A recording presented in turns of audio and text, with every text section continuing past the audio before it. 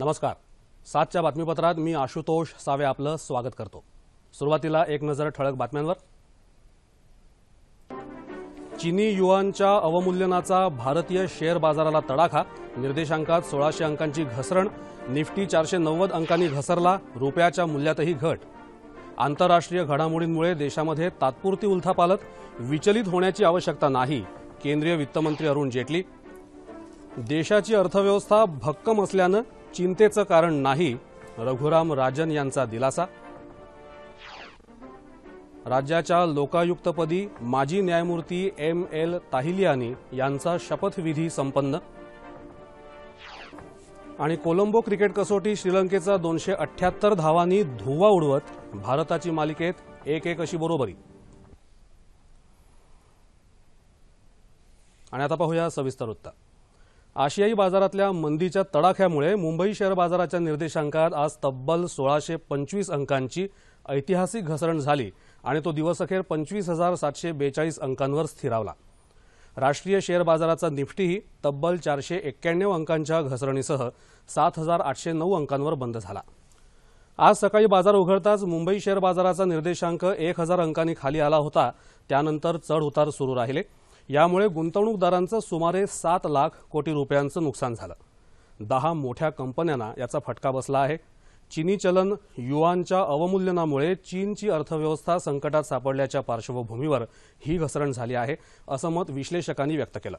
Share बाजारात घसरण झाल्याचा परिणाम रुपयाच्या मूल्यावरही दिसून आला. आशियाई बाजारातल्या मंदीमुळे बँका आणि आयातदारांकडून डॉलरची मागणी वाढल्यानं आंतरराष्ट्रीय चलन बाजारात रुपयाचं मूल्य 66 रुपये 42 पैसे प्रति डॉलर इतकं झालं. कच्च्या तेलाच्या दरातली घसरण सुरूच असून आज आंतरराष्ट्रीय बाजारात तेलाचे दर प्रति बॅरल $40च्या खाली आले. चीननं आपल्या चलनाचं अवमूल्यन केल्यामुळे आपल्या देशाच्या शेअर बाजारावर परिणाम झाला आहे. आंतरराष्ट्रीय घडामोडींमुळे ही तात्पुरती उलथापालट आहे. त्यामुळे गुंतवणूकदारांनी विचलित होण्याची आवश्यकता नाही, असं केंद्रीय वित्तमंत्री अरुण जेटली यांनी स्पष्ट केलं आहे. देशाच्या अर्थव्यवस्थेसमोर अनेक आव्हानं असून अर्थव्यवस्थेच्या पुनरुज्जीवनाची प्रक्रिया सुरू असल्याचं जेटली यांनी म्हटलं आहे. ते आज नवी दिल्ली इथं एका कार्यक्रमात बोलत होते. जागतिक अर्थव्यवस्थेचं एकात्मीकरण झालं असल्यानं त्याचे पडसाद अर्थव्यवस्थेवर उमटत असतात. त्यामुळे कोणताही दिवस सहज सोपा म्हणता येणार नाही, असं त्यांनी सांगितलं. यावर्षी निर्धारित करण्यात आलेलं वित्तीय तुटीचं लक्ष्य वास्तववादी असल्याचंही जेटली यांनी स्पष्ट केलं.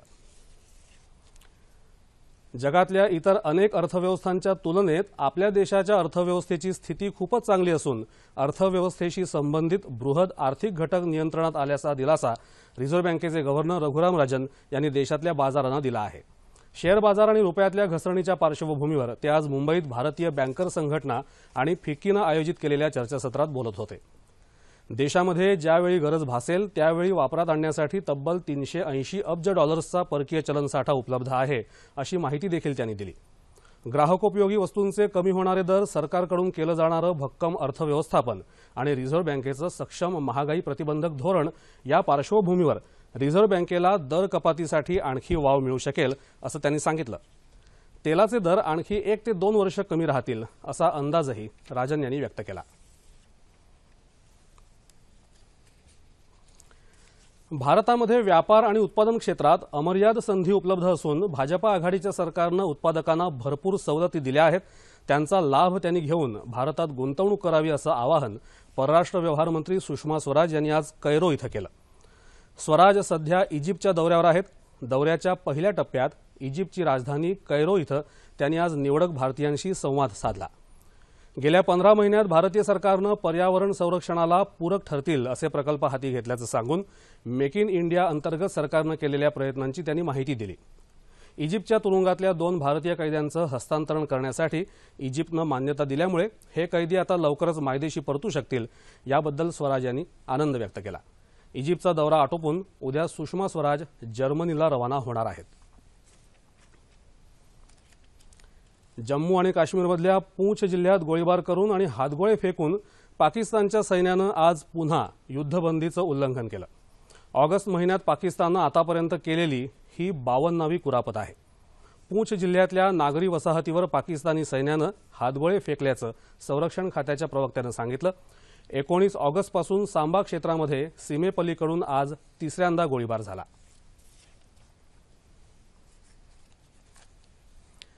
राज्यात आदिवासी भागातल्या शाळांमध्ये निकृष्ट आहार न देण्याचे निर्देश सरकारने दिले आहेत, पण अजूनही हा प्रकार घडत असेल तर सरकार संबंधित अधिकाऱ्यांवर कठोर कारवाई करेल अशी ग्वाही राज्य सरकारने आज मुंबई उच्च न्यायालयात दिली। महिला आणि बालकल्याण मंत्रालयाने तब्बल 206 कोटी रुपये खर्चून आदिवासी भागातल्या शाळांमध्ये वाटण्यासाठी खरेदी केलेली चिक्की निकृष्ट असल्याचं राज्य सरकारने 13 ऑगस्टलाच एका प्रतिज्ञापत्राद्वारे मान्य केलं आहे। पण अजूनही काही ठिकाणी ही निकृष्ट चिक्की वाटली जाते असा आरोप करत संदीप अहिरे या सामाजिक कार्यकर्त्यानं मुंबई उच्च न्यायालयात याचिका दाखल केली होती। त्या याचिकेवरच्या सुनावणी दरम्यान राज्य सरकारनं आज हे स्पष्टीकरण दिलं। या संदर्भातली पुढची सुनावणी येत्या 31 तारखेला होणार आहे। राज्यात टंचाई निवारणाचे उपाय योजण्यासाठी केंद्र सरकारकडून 550 कोटी रुपयांचा निधी प्राप्त झाला असून राज्य शासनाने याच कामासाठी 370 कोटी रुपये दिले आहेत। त्यामुळे टंचाई निवारणासाठी निधी कमी पडणार नाही, तसंच गरज भासल्यास मदत देण्याबाबतचा प्रस्ताव आणेवारी जाहीर झाल्यानंतर पाठवावा असं केंद्र सरकारनं कळवलं असल्याची माहिती कृषी मंत्री एकनाथ खडसे यांनी आज मंत्रालयात वार्ताहरांशी बोलताना दिली। शेतकऱ्यांच्या अडचणी जाणून घेण्यासाठी आपण स्वतः यवतमाळ, वाशिम, बुलढाणा, धुळे, नंदुरबार, नाशिक आणि औरंगाबाद या जिल्ह्यांना भेट देऊन संबंधित अधिकाऱ्यांना टंचाई निवारणार्थ शासनाने घेतलेले निर्णय त्वरित अंमलात आणण्याच्या सूचना दिल्याचं खडसे यावेळी म्हणाले। मुंबई उच्च न्यायालयाचे निवृत्त न्यायाधीश न्यायमूर्ती मदनलाल लक्ष्मणदास ताहिलियानी यांनी आज राज्याचे नवे लोकायुक्त म्हणून शपथ घेतली। राजभवन इथं झालेल्या एका कार्यक्रमात राज्यपाल चे विद्यासागर राव यांनी ताहिलियानी यांना पदाची शपथ दिली। यावेळी मुख्यमंत्री देवेंद्र फडणवीस उपस्थित होते।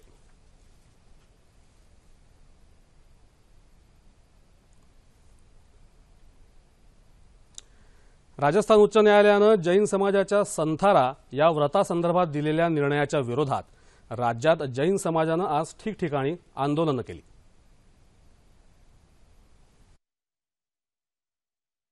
राजस्थान उच्च न्यायालयाने जैन समाजाच्या संथारा या व्रतासंदर्भात दिलेल्या निर्णयाचा न्यायालयाने फेरविचार करावा या प्रमुख मागणीसाठी आज जळगाव जिल्हाधिकारी कार्यालयावर जैन नवयुवक मंडळाने मोर्चा काढला।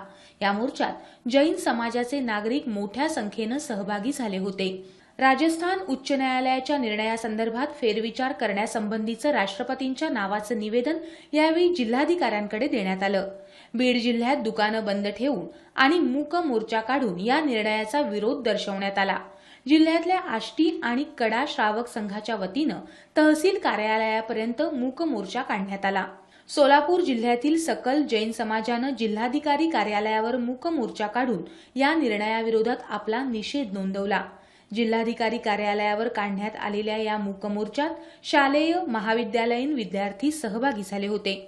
वाशिम जिल्ह्यातही जैन समाजानं मूक मोर्चा काढला, तसंच जिल्ह्यातल्या जैन समाजानं व्यापारी संस्था बंद ठेवून न्यायालयाच्या निर्णयाचा निषेध केला।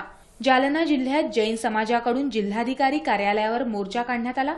संथारा व्रतासंबंधीच्या सूचनांचं निवेदनही जिल्हाधिकाऱ्यांना देण्यात आलं। हिंगोली जिल्ह्यात जैन समाजानं काळ्या फिती लावून जिल्हाधिकारी कार्यालयावर मूक मोर्चा काढला। कोल्हापूर जिल्ह्यातही या निर्णयाविरोधात जैन समाजाकडून निषेध मोर्चा काढण्यात आला। नागपुरात जैन बांधवांनी व्यापार बंद ठेवून आणि मूक मोर्चा काढून न्यायालयाच्या निर्णयाचा विरोध केला।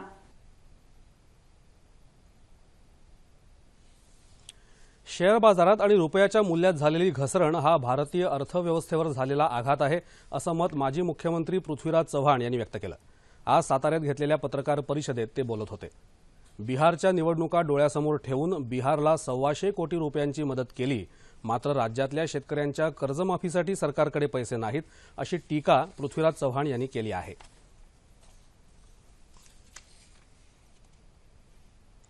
अहमदनगर हा दुष्काळग्रस्त जिल्हा म्हणून जाहीर करावा या प्रमुख मागणीसह अन्य मागण्यांसाठी राष्ट्रवादी काँग्रेसनं अहमदनगर जिल्हाधिकारी कार्यालयावर आज मोर्चा काढला। यंदा पाऊस कमी पडल्यानं जिल्ह्यात शेतीसह पिण्याच्या पाण्याचा आणि जनावरांच्या चाऱ्याचा प्रश्न निर्माण झाला आहे आणि म्हणूनच आवश्यक तिथे पाण्याचे टँकर्स तसंच चारा छावण्या सुरू कराव्यात। त्याचबरोबर शेतकऱ्यांची वीज बिलं माफ करावीत आणि संपूर्ण कर्जमाफी करावी अशा मागण्याही यावेळी करण्यात आल्या। जिल्ह्यात इतर ठिकाणीही याच मागण्यांसाठी आज मोर्चे काढण्यात आले।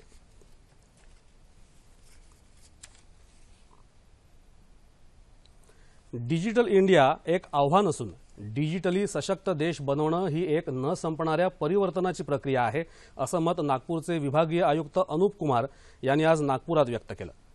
राष्ट्रसंत तुकडोजी महाराज नागपूर विद्यापीठात आयोजित डिजिटल इंडिया सप्ताहाच्या समारोप प्रसंगी ते बोलत होते। डिजिटल इंडिया सप्ताहानिमित्त नागपूर विद्यापीठात विविध कार्यक्रमांचं आयोजन केलं होतं। त्यातील विजेत्यांना पुरस्कार देण्यात आले। कार्यक्रमाला विद्यापीठाचे कुलगुरू डॉक्टर सिद्धार्थ काणे उपस्थित होते। युवकांच्या हाताला काम देण्यासाठी भाजपा सरकारनं देशात कौशल्य विकासाचा उपक्रम राबवून देशाला नवी दिशा दिली असल्याचं प्रतिपादन केंद्रीय खत आणि रसायन राज्यमंत्री हंसराज अहिर यांनी केलं। जालना इथं फुलंब्रीकर नाट्यगृहात अहिर यांचा भव्य नागरी सत्कार करण्यात आला, त्यावेळी ते बोलत होते। यावेळी भाजपाचे प्रदेशाध्यक्ष रावसाहेब दानवे उपस्थित होते। सोलापूर जिल्ह्यातला बार्शी तालुका दुष्काळग्रस्त जाहीर करावा या प्रमुख मागणीसह अन्य मागण्यांसाठी शिवसेनेनं आज बार्शी तहसील कार्यालयावर मोर्चा काढला। बार्शी तालुक्यात आतापर्यंत सरासरीच्या 39% पाऊस झाला आहे, त्यामुळे पिण्याच्या पाण्यासाठी टँकर सुरू करावेत, शेतकऱ्यांना कर्जमाफी द्यावी, विद्यार्थ्यांची फी माफ करावी, तसंच बार्शी तालुक्याचा समावेश उस्मानाबाद जिल्ह्यात करावा या मागण्याही यावेळी करण्यात आल्या। या मागण्यांचा वेळीच योग्य विचार न केल्यास रस्त्यावर उतरून आंदोलन करण्याचा इशारा माजी आमदार राजेंद्र राऊत यांनी दिला आहे।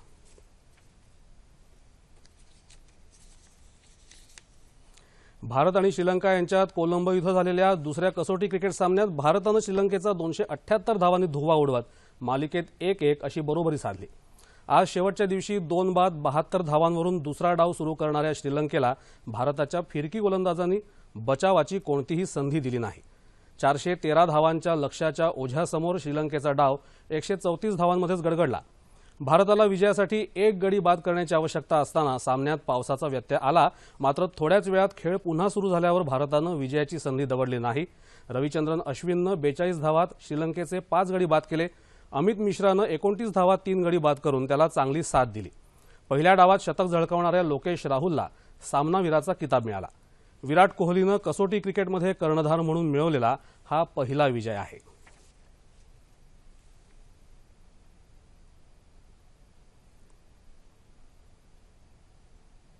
आणि आता हवामान वृत्त। येत्या 36 तासात कोकणात बऱ्याच ठिकाणी तर मध्य महाराष्ट्र, मराठवाड्यासह विदर्भात तुरळक ठिकाणी पाऊस पडण्याची शक्यता हवामान विभागानं वर्तवली आहे।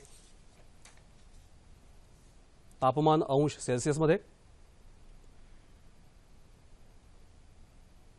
मुंबई कमाल 33, किमान 26, नागपूर 33, 22, पुणे 29, 22,